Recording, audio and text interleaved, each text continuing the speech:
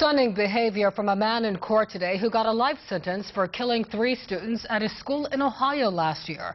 TJ Lane walked into court in Cleveland wearing a collared shirt, but after sitting down, Lane started taking it off. Underneath, Lane wore a white T-shirt with the word killer written in block letters. He also made obscene gestures. He pleaded guilty last month to murdering the students at his high school in Chardon. Prosecutors agreed to drop the death penalty in exchange for Lane's guilty plea. 8 Marines now are dead in a training exercise mishap in the desert. Many others were injured when a mortar exploded. It happened in Nevada, but it's a tragedy that hits close to home. ABC's Brandy Hitt has more.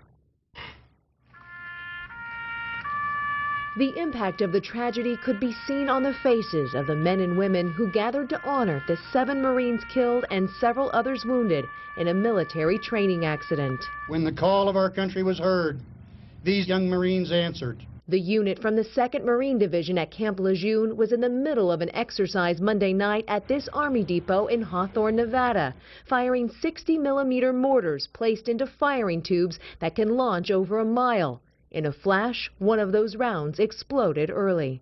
A mortar round exploded in the mortar tube. We don't know yet what caused this malfunction. Several others, all under the age of 30, were also hospitalized at this Reno Trauma Center, 3 with serious injuries. Fire! The Department of Defense released this video of similar training conducted at the same military depot last year during daylight. But this team used 81mm rounds, not the 60mm mortars at the center of this explosion. The U.S. military has now suspended the use of all 60mm mortars and associated tubes while the investigation continues. That tells me that something about this weapon mechanically is gone wrong, and the Marine Corps believes it probably was not the fault of the Marines handling the weapon. Retired Colonel Ganyard said the focus now is on the victims' families, and investigators will treat this accident like a crime scene, reconstructing everything that led up to the explosion. Brandy Hitt, ABC News, Los Angeles. State budget cuts are forcing a Newport News health clinic to shut down. The adult chronic illness clinic at the Peninsula Health Center will close its doors on June 1st. About 300 patients will have to find other centers for treatment. The director for a nearby clinic says there is plenty of additional room for patients. The community need not be concerned. We're here and willing and able to meet the need of the patients or the clients in the community.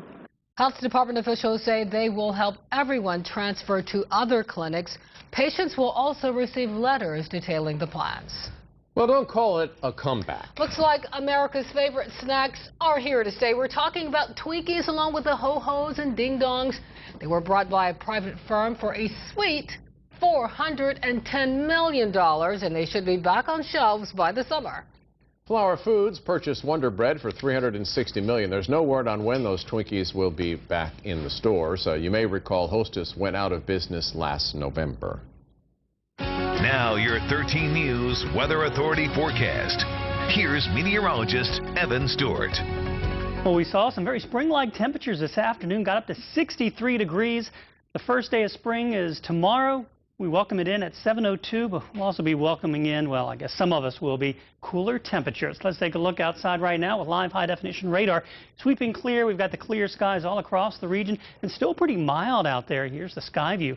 Town Point Park in downtown Norfolk, it's 56 on the south side and the peninsula. Winds coming in out of the west at 6 miles per hour, and everybody just about in the 50s. A little bit cooler across the eastern shore. It's 48 in Melfa, it's 56 in Newport News, 55 in Currituck, 47 in Wachapreague, and 49 in Kill Devil Hills, but 53 degrees in Portsmouth. Now, again, we started the day with clouds, and by the noontime hour, those clouds gave way to the sunshine. But what I really want you to notice is that there's some cold air up in Canada and a big area of low pressure. You can see it spinning around just like this.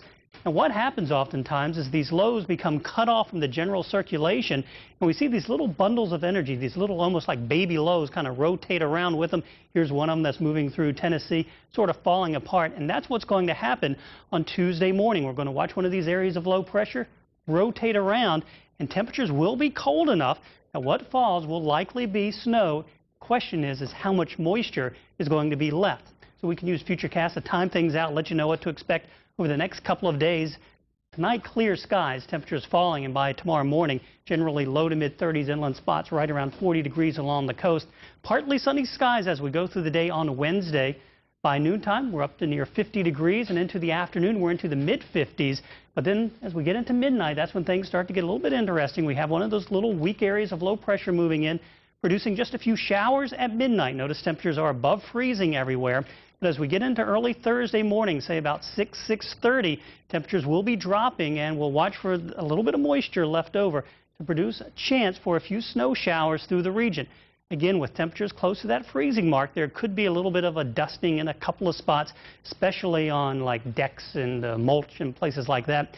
Even 8:30 into the morning, temperatures again just above that freezing mark from the eastern shore all the way down to Elizabeth City. So as that moisture moves in, there could be a little bit of some snow flurry activity. Things will clear out by the noontime hour just about, and we'll be looking at sunny skies through the late afternoon. But notice temperatures really never get out of the 30s to the lower 40s. Something we'll be watching very closely. Craig Muller will be in tomorrow morning and have the latest runs of Futurecast. Let you know what to expect. Clear skies tonight, 39 for a low temperature, 39 tomorrow morning, mostly sunny skies. Partly sunny by the afternoon, 55 degrees. Again, tomorrow night, that's when some of that moisture will start to move in, and it could lead to a little bit of the snow showers early Thursday morning, 44 degrees, 49 and mostly sunny on Friday, and 50 degrees on Saturday. Another chance for a few showers on Sunday, better chance for rain Monday, 51 and 53 on Tuesday. But all of those temperatures are below normal, and it looks like colder than normal temperatures will likely last with us all the way until Easter. No fair, Evan. I know. You know, we talked last night about Punxsutawney Phil. Yeah. Well, Beauregard Lee in Atlanta said that we would have a longer winter. There you go. There you go. All right. Thanks so much, Evan.